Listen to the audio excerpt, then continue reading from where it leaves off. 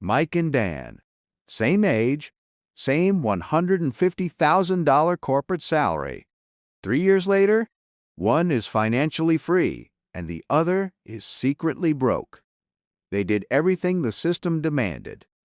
They took on massive student debt, traded their 20s for a desk chair, and hit what they thought was the promised land of the upper middle class. But their financial realities are completely fractured. Dan is drowning. He looks incredibly wealthy to his neighbors, but his actual balance sheet is a complete disaster. He bought the $600,000 house with a 7% mortgage.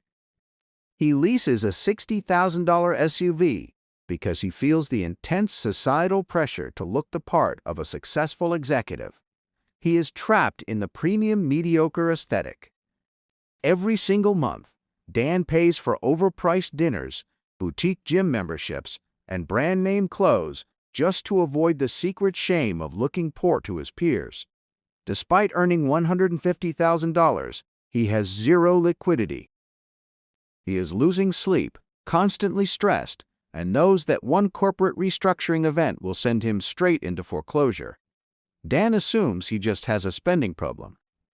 Mike makes the exact same $150,000, but he isn't suffocating. He realized early on that the salary number on his offer letter was a complete fabrication. Mike understands that the system is engineered to extract maximum capital from high-earning W-2 employees before they ever see a dime. The psychological difference between the two is profound. Dan believes his gross salary is his actual money, so he spends based on a phantom number. Mike knows his gross salary is just a temporary holding account for the IRS, so he structures his entire life around his true net yield. Dan is caught in a systemic trap designed to keep him exhausted and compliant. Let's break down the exact math, because the reality of the 2026 tax landscape is terrifying. We are not dealing with the visible economic violence of the 2008 housing crash.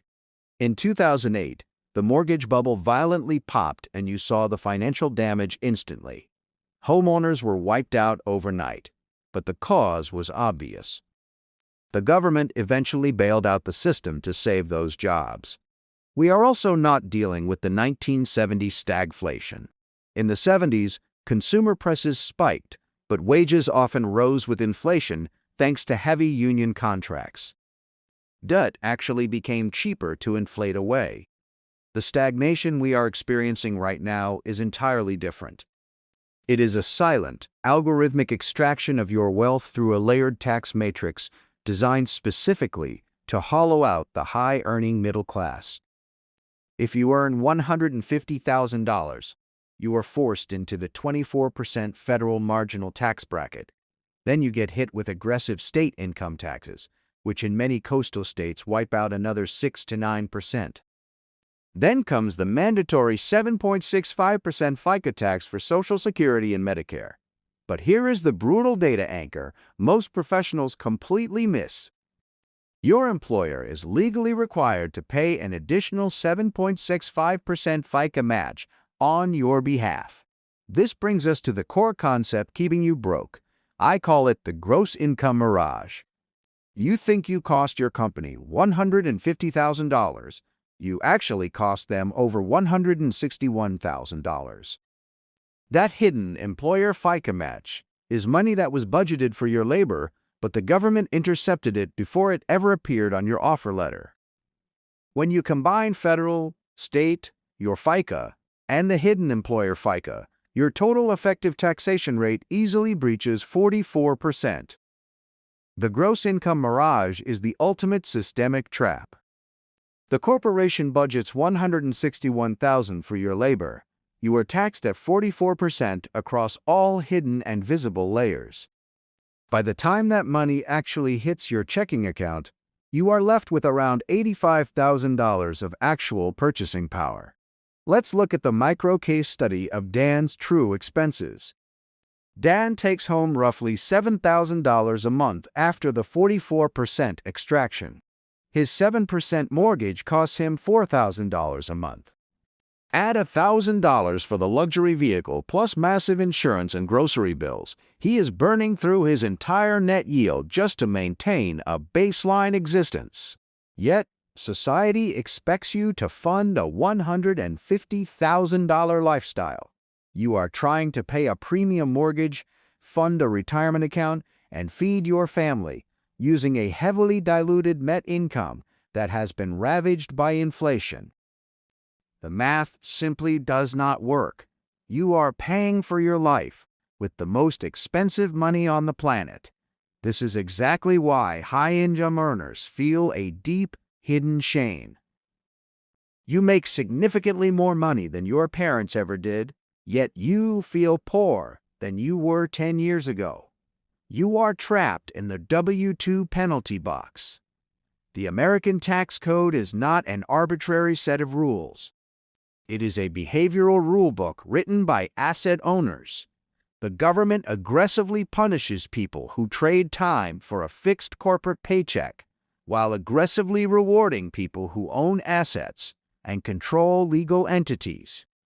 The true wealthy do not pay 44% because they do not earn money as unprotected individual citizens. They earn money through equity, capital gains, and corporate structures that allow them to spend money before they ever get taxed. As a W-2 employee, you are the baseline asset that the government mines to fund its massive debt. You earn, the government takes 44% off the top, and you try to survive on the remainder. You have absolutely no leverage. You cannot deduct your daily commute. You cannot deduct your home office. You cannot deduct the internet you use to answer corporate emails at midnight. The system isolates you, taxes you at the highest possible rate, and leaves you desperately waiting for a 3% annual merit increase that won't even cover the rising cost of groceries. To break out of this death spiral, you must execute what I call the yield-first reallocation. You have to completely detach your ego from your gross salary. Stop calculating your housing budget based on $150,000.